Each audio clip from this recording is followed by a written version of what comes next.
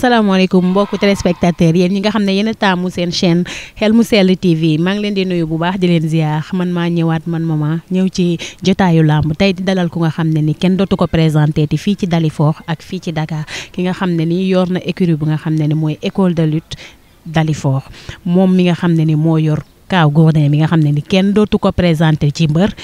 ñoom Oligans ñi nga xam ne kenn dootu leen présenté ak ñeneen ñi mu yor bëri nañ te tamit fi mu jaar bëri nañ waaye loo xam-xam Samba gën laa xam boppam ma daal leen bàyyi suñu tonton Modou mu nuyoo ak yéen ba pare après ñu dugg ci waxtaan bi tonton ñoo ngi lay nuyu. maa ngi leen di fay mama waa Xel mu Sell TV ngeen wax waaw ok maa ngi leen di nuyu bu baax a baax di leen ziar di leen dalal fii aussi ci école de lutte Dalifort Foirail nga xam ne. dëgg-dëgg képp journaliste bu ñu fi mos a dalal ñu dalal leen bokk na ci li ñu gën a neex ndax nag yéen suñu ay jërbaat ngeen dëkk ci dëkk bi kon jaadu na tey ngeen ñëw xool si écurie bi xool si xale yi ni ñu toogee loolu moom lu ñuy rafet la te di ci kontaan di leen ñaanal yàlla yokk leen bu baax a baax aussi merci beaucoup. waaw tey tonton Modou suñu laaj bu njëkk ndax yor écurie yomb na ak yor écurie léegi nii ak yor écurie démb ndax benn la. waaw maman xam nga yor écurie léegi moom yombul écurie démb sax tane woon na ndax booba alal tolluwuloon noonu ni muy dugg ci làmb waaye xam nga alal léegi fépp fu muy dugg rek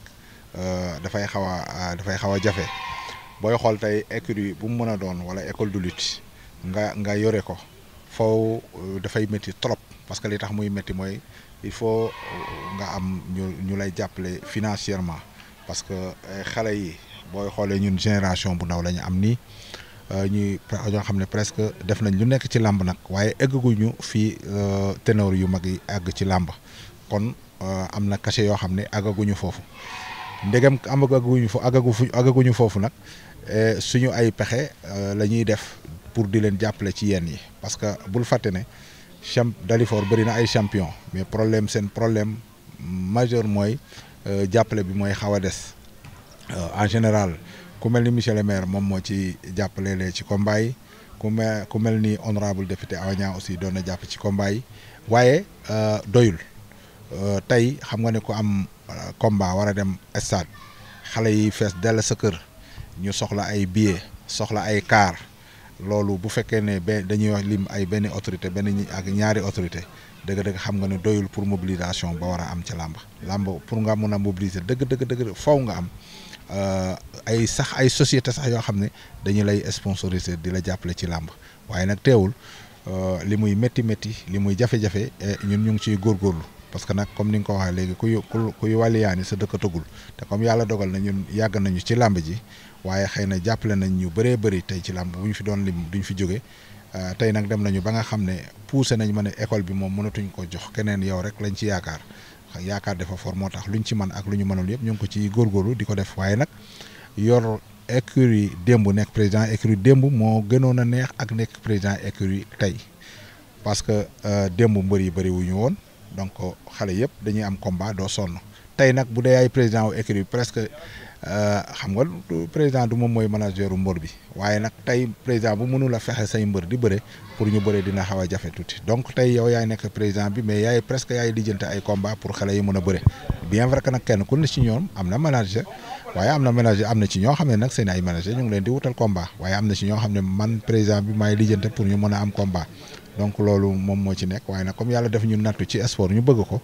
te bu duloon école de lutte bi aussi faw ñuy yëngu ci làmb moo tax écurie bu fi nekk école de lutte bu fi nekkee yàlla dogal ñu jiital ñu ci bopp bi li ñuy def rek mooy nekk ci te jéem a góorgóorlu. Kaw Gourdin bi nga xam ne nii ci dëkk bi la dëkk doomu dëkk bi la mais sa poulain la te tey dañoo xool ni dafa gëj a am combat ndax yow yaa ngi ciy dox wala parce que ñun ñii sax bëgg nañ mu am combat ndax ñëw nañ ko seet si te yëgoo ko waxtaan ak moom waaye tey ji dañ ne nañ la dalal waxtaan ak yow nan ngay utee combat yi nan nga leen di lijjantilee ay combat. voilà ñëw ngeen ci ku jara jël si muy Kaw Gourdin champion bu mag la def lu nekk ci làmb bien vrai que xale la waaye xam nga làmb moom dañuy wax ne bu fekkee ne da nga jël ay drapeau ci lutte simple ci biir séeréer yi di dem di jël ay drapeau boo ñëwee arène def fi lu toll ni lim fi def dëgg-dëgg booy lim champion yi foo nga boole ko ci biir Kaaw gëj na am combat waaye li ma jàpp mooy sax man moom li ma jàpp mooy gëju la am combat parce que nag ñun dañuy sant yàlla fu ñu toll ci li ñu yàlla sunu borom di jox ndax comme saison bi bëri na ci mais bien vrai que benn combat la bëri waaye sant nañ ci yàlla xam naa Kaaw léegi mu toog na lu bëgg a mët ñeenti saison yoo xam ne ginnaawam laalu suuf daanuwul bokk ni ma la ko mën a waxee. kon bu ñu demee ba yàlla dogal ren mu am te da doon am ñaari combat ñetti combat sax Kaaw bëri na ko ci benn saison moo tax bu bëree benn combat ñaari nit ñi di wax dafa gëj a am combat parce que Kaaw daaw loon toog 2-3 mois te combat am taxawul waaye àddina aussi noonu lay doxee léeg-léeg mbir mi dina neex lool affaire yi gaaw taxaw mais léeg-léeg nga tollu moment boo xam ne aussi mbir mi dafay xaw a ralentir dundu doomu aadama nag noonu la war a sax doxe chaque jour mu neex wala chaque jour li nga bëgg nga am ko gënut ci Kaaw mu ngi mujjee bëre ci ak Bulldozer la mujjee bëre yàlla dogal mu am ci défaite bi mu jógee ci Bulldozer promoteur dox na ko fi ba combat bi ji waaj a taxaw waaye mu am ay gàllankoor mu yàqu combat Tapha Tine Balla Gaye doxoon nañ ko ci boobu mu waroon ci bëre boobu aussi yàquwaat donc li ñuy jàpp mooy journée yooyu bokkul ci journée yi mu waroon a sëgg mais waroon na au moins bëre mu bërewul 3 combats waroon na bëre ñaari combats waaye nag ci li ñu jàpp mooy ngëneel la en tout cas ñu ngi ciy sant yàlla bu baax a baax. waaw foofu noonu est-ce que yéen ci yéen la yàqoo wala ci promoteur bi la yàqoo. waaw xam nga dafa am combat yoo xam nga Kaaw nag xale la mais comme dafa teel a bëre dafa bëri ci xale yi ñoo xam ne Kaaw moo leen raw ci làmb boo ñu ko buggee jox nag dëgg-dëgg faw nga fay ñu cachet yu baax a baax pour ñu mën a bëre léeg-léeg promoteur dina ñëw sax fay la cachet ba ngeen déggoo mais xam nga làmb dafa bëri ay lobby dem ba ci biir après gars yi dugg xam nga lijjante affaire bi yàqu mais day fekk aussi li ñu gëm mooy du nit moo koy yàq mais yàlla mooy dogal warul woon a bëri combat boobu rek ñaari combat yi nga xam ne dox nañ ko bañ jàpp ne war na taxaw mu yàqu yëpp dañoo jàpp ne parce que waru ko woon a bëri moo tax làmb ja mujjul am mais ñun liñ ci man yëpp ñu ngi ko ciy def te am nañu yàqin bu baax a baax ne saison bi moom presque booy xool 1 mois rek lay tëj mais am nañ yaakaar bu baax a baax ne li des ci saison bi balaa tiju incha allah combat xale yu ci bëri bëgg nañu ñu am ay combat voilà. waaw ci lobby boobu noonu nga wax lobby boobu dama ciy daal di ñëw ndax léegi nii dama gis ne maanaam combat yi léegi ni muy demee ni muy déroulé man daf ma xaw a jaaxal ndax bu njëkk da ngay xool ñaar ñu nga xam ne nii da ngay xam ne ñaar ñi tolloo nañ doole nga jox leen combat nga xam ne combat boobu day neex mais léegi damay gis ne ni léegi dañuy jox combat ñu nga xam ne daf lay leer yow boo xoolee combat bi rek da ngay xam ne ni ki war a daan da nga koy xam ba pare. waaw xam nga mooy li ma la wax rek xam nga làmb bu njëkk mooy li ma la wax c'est-à-dire comme léegi sport business la ñuy def maanaam xam nga alal mooy li ma la wax sànq rek c'est-à-dire alal bi moom comme dafa dugg ci làmb ji bu baax a baax moo tax léegi booy xool bëri na ci loo xamante ne nekkatul logique comme ni nga ko waxee noonu bëri na léeg-léeg nga ñëw stade toog gis combat yoo xamante ne bu ñu leen di présenté wala ci signature contrat bi rek da ngay mën a xam ne kii moom moo man kii ñu ko booleel. donc lamb nag li ci dàq mooy surprise maanaam boore mbër yoo xamante ne yow booy ñëwee gis leen da nga naan kii mën na daan kii naan noo diw mooy daan kii naan diw mooy daan mais xam nga lamb parce que lamb bu njëkk da doon am parier waaw amateuru lamb dëgg-dëgg waxuma nag supporter xam nga léegi lamb ji bëreetul amateur supporter la bëri le maanaam kenn ku nekk say supporter mais amateuru lamb yi doon dagg billet di dem loge ñaare dañ doon parier ci mbër yi buñ ci paree après dañuy ànd léeg-léeg gars yi amateurs yi dañ doon xëy sax léeg-léeg yëndu fenn añee fa après dem làmb waaye teewul dañ doon parier kenn ku nekk naan diw mooy daan kii mooy daan diw mooy daan mais léegi lu am na yu bëree bëri xam ne mënatoo ko def parce que combat bi taxaw te comme ni nga ko waxee yow en tant que journaliste nga ñëw rek xam ne combat bi moom diw mii moo mën diw mi ñu ko booleel waxatuma laa koo xam ne nitu làmb la donc loolu moom moo bëri ci làmb ji waaye loolu nag li ko indi mooy alal ji la xam nga bu njëkk làmb promoteur bu doon tëgg mbër du xool ay am na ginnaaw amul ginnaaw léegi nag promoteur yi lu leer la ñuy wax est-ce que dañuy xool est-ce que parce que comme li ma la wax sport business la maanaam promoteur bi aussi def mu ngi lay fay xaalis waaye mu ngi xaar ci yow xaalis donc balaa mu lay tëgg day xool est-ce que di nga ko indil xaalis wala doo ko indil xaalis boo gisee mbir mi xaw a compliqué léegi te ñuy woo waa Dalifort gépp di leen tàllal loxo ñu jàppale xale yi parce que tey li wete war mooy ku mu mën a doon si ñoom bu amee combat am na mobilisation yoo xam ne bu ko amee ci stade bi rek ak nu mu mënti kee bu daanoo day amaat combat waaw loolu nag dara du ko may lu muy mobilisation kon nag loolu moom ñu ngi koy ñu ngi tàllal solo suñu loxo waa Dalifort yëpp moo xam ASC yi moo xam jeunes yi ñoo xam ñu mën a doon ñu jàppale école de lutte bi franchement ba nga xam ne fi ñuy séenu fi ñu leen di séenu dinañ fa mën a àgg loolu nag ñoom mën a luñ ko seen bopp waa dëkk bi rek ñoo leen ci mën a pousser waaw.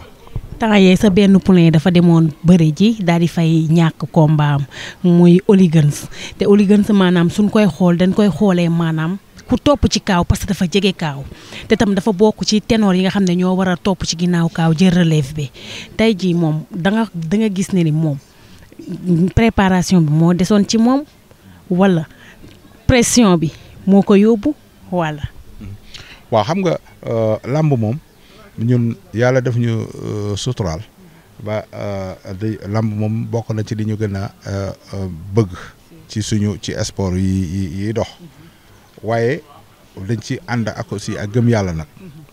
bu ñuy dem ci làmb chaque fois bu ñu xale ko ci am combat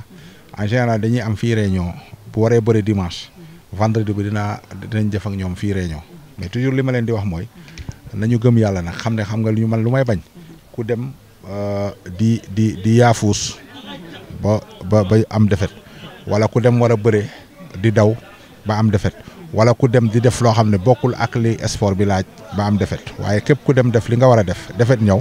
loolu dañ koy sant yàlla. Oligans li ko moom it li may wax ci kaw laay wax ci moom Oligans gëj naa daanu te ñi fi mujjee daan yëpp ku ci ñaar ñoo xamante ne ku ci nekk ba seen combat taxawee dañ ne kooku musul daanu te ku ci nekk ba nga ñëwee ci ay seconde la daan combat yu gaaw te neex la fi bëre daan kon bu ñëwee tey bëre ak combat boobu mu bëre ko ñàkk ko man sax loolu làmb combat boobu fekkuma fi bi ma koy seetaan nekkuma woon Sénégal mais teewul li ma ci gis yëpp mooy xam naa ne rek ku war a ñàkk la rek ñàkk parce que ci maninam ci lañ ko daan. xam nga mbër li nga xam ne mbër moom li nga xam ne moom nga gën a man buñ la ci daanee nga xam ne xëy na bu jour boobu du woon sa bis waaw te kenn ku nekk dafay am bisam nag waaw. léegi nii dama seetlu lu nga xam ne ci écurie yi que dafa manqué maanaam mag ñi yóbbu mbër yi mag ñi entouré mbër bi dama fi gis ay combat ci ginnaaw dara nekku fa. tey jii ñooñu lan lañ leen war a wax ak lan lañ leen war a conseiller parce que damaa foog ne mbër moom bu demee ba taxaw ba war a bëri dafa war a am conseil bu nga xam ne mag lay doon mais du doon xale. waaw xam nga maman booy xool tey bu ñuy jël exemple parce que nag dañuy wax ne am na yu bëri yoo xamante ne béy ci sa weewu tànk maanaam balaa ngay jëli feneen exemple da nga koy jël fii ci Dalifort xam nga tey ci Dalifort gi Dalifort ñaari écurie xaju fi déjà Dalifort tey benn écurie moo fi waroon a nekk benn écurie bi fi waroon a nekk dafa am ku fi yàlla teg koo xamante ne lu nekk def na ko ci làmb def na lu ne ci lamb simple def na lu nekk ci arène bëri na ak ñoom Mansour Diop yi ngay dégg ñëpp tombé seen bëri na ak ñoom bat leen sikki bëri na mbër yoo xamante ne fii tombé seen bëri na ak ñoom daan leen tombé seen a ngi fii moom mooy entraîner école de lutte bii kon tey li ñu waroon a def yëpp mooy jël écurie yi ak école de lutte ak écurie yëpp boole ko muy benn moom mu nekk taxawu xale yi. est-ce que loolu yéen a ngi koy waxtaanee yéen ñi nga xam ne yéen a yor écurie yéen ay président écurie parce que tamit Dalifort ni nga ko waxee ñun xamante nañ ci ñu biir parce que bëriwuñu maanaam dafa ndaw est-ce que nag tamit tasaaroo bi taxul ñu néew doole. waaw tax na ñu néew doole mais xam nga amoon na ay jamono ma doon ci dox di ci waxtaan ak waa écurie bi di ci waxtaan ak waa école de lutte bi mais yooyu jamono nekkuma woon président bi mais xam nga actuellement nga xam ne man maay président bi. damay xaw a mal placé tuuti pour yenn yi parce que bu fekkee ne dafa am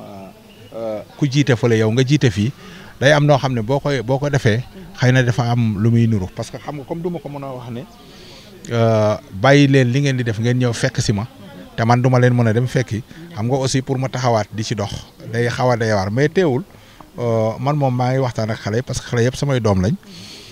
moo xam nga nekk ci école de lutte moo xam nga nekk ci écurie yi ku ci am combat te yëgal ma ko.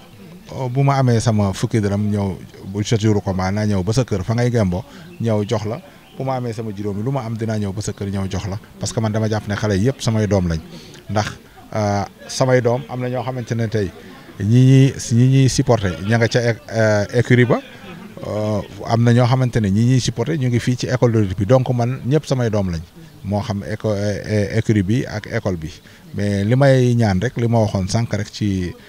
di tàllal loxo waa Dalifort noonu lay tàllal loxo aussi waa écurie bi nga xamante ne 100% Dalifort comme léegi loolu mooy xew ci gox yi voilà donc 100% Dalifort war nañ ko mën a def nga xam ne xale yëpp dañuy nekk ci benn place di fa entraîner bu ñu amee waree bëri aussi ku mel ni champion bi nga xam ne moo yor xale yi mun leen a dem yóbbu pour ñu mën a am yooyu ngay xalaat noonu te bëri nga ci ñi koy xalaat yooyu mun fi jóge mooy xale yi kat la ñuy gis rek ak seen ginnaaw dara du fa nekk parce que nag làmb aussi nag dafa am ay secret léeg-léeg ki la war a yóbbu ci làmb mooy koo xam ne dëgg-dëgg tane na la mën a xool combat da nga koy làmb da ngay ñëw ba ci làmb yi xool ba gis ba mu wóor ne sama mbër bii sax tey jii pour mu daan du yomb mais nga fexe lijjante ba mën a am match nul loolu mooy champion loolu nag coaching boobu nag pour nga mën ko def day mi fekk yow nga jaar ci bëre waaye fekkee jaaruloo ci bëre xamuloo xëy na amuloo yenn xam-xam yi ci làmb am na loo xam ne doo ko mën a def mais en tout cas maa ngi leen di nuyu bu baax a baax au passage muy Dieng ba fa nekk di nuyu aussi Abdel bi nga xam ne moom mooy seen président mais di leen tàllal loxo rek di wax ne daal xajaloo bi daal amul benn njëriñ bu ñu ñëwoon ñu booloo daal dafa naa moom moo doon ëpp doole si ñun moom moo doon gën a baax pour supporters yi man kenn ko amati combat waa Dalifort yëpp ba bee ko mën a dem jàppale ko. tey tonton looy tàggoo. waaw li may tàggoo mooy di leen ñaanal yàlla lii ngeen sumb muy Xel mu Sell TV yàlla def ngeen dem ba am ko muy télévision bu mag a mag beneen bi aussi di leen ñaanal mu bokk ci seen YouTube yi ñuy gën a seetaan ci seen YouTube yi. beneen bi tamit di nuyu champion yi nekk ci école de lutte bi bu ma tuddee kaw Gourdin tudd Oligens rek dafay mel ni tudd naa ñëpp di nuyu aussi entraîneurs yi ne ko entraîneur boobu bi mu koy wax ñu koy wax Père Tombé Sène ak Séni Diouf nga xam ne ñoom ñoo leen di entraîner fii ci école bi di nuyu aussi staff bi ñi nga xam ne ñoom ñoo nekk ci ginnaaw te ñaari duñ leen gis waaye tout le temps ñu ngi ci xale yi di fi sonn ku mel ni Babou Sène ku mel ni Abdou Faye ku mel ni Grand Khali Dieng ku mel ni Lo bii dëkk ci côté mbaam yi moom it dafay jàppale xale yi di sonn ci ñoom lool ku mel ni bëri nañu daal bëri nañ ku mel ni président Cissé nga xam ne moom laa remplacé ci écurie bi ci école de lutte bi bëri nañu ñoo xamante ne dëgg-dëgg ñu ngi leen di nuyu aussi secrétaire général bi muy Mbodj nga xam ne moom it ci bureau bi la di nuyu sama vice président Ibou Diop. donc maa ngi nuyu képp koo xam ne rek yaa ngi supporter école de lutte Dalifort di supporter yaa xam kaw Gourdin wala Oligens wala ku mu mën a doon. kon mbokku téléspectateurs yi ñu jaajëfal suñu tonton Modou Diouf mi nga xam ne ni moo nu yombalal tey émission bi nga xam ne ni jot yombul moom ma xam ne ni gis ko yombul amul temps waaye tey xajal nañu ci temps pour ñu ñëw waxtaan affaire làmb ñu jaajëfal ko bu baax jaajëfal waa équipe bi bu baax di jaajëfal waa Dalifort yëpp di leen woo ci booloo bi mu wax 100% Dalifort ñun amuñu ko dul Dalifort amuñu lu gën Dalifort amuñu lu sut Dalifort kon nañ def 100% Dalifort jàppale suñuy doomu dëkk jàppale suñuy mag ak suñuy rakk ñi nga xam ne ñoom ñooy bëre ci làmb yeeg yooyu ñun ñëpp ñu def 100% Dalifort ñu bañ a xool écrit bi ak écrit beeg écrit bee ñu boole écrit yëpp mu nekk benn ñu daal di xàccandoo dóorandoo su ko defee ñu daal di am ay champion yu mel ni ay Modou Lo ak Balla Gaye kon xoolal toppaat leen ma dem andiwaat beneen émission ak beneen mbër.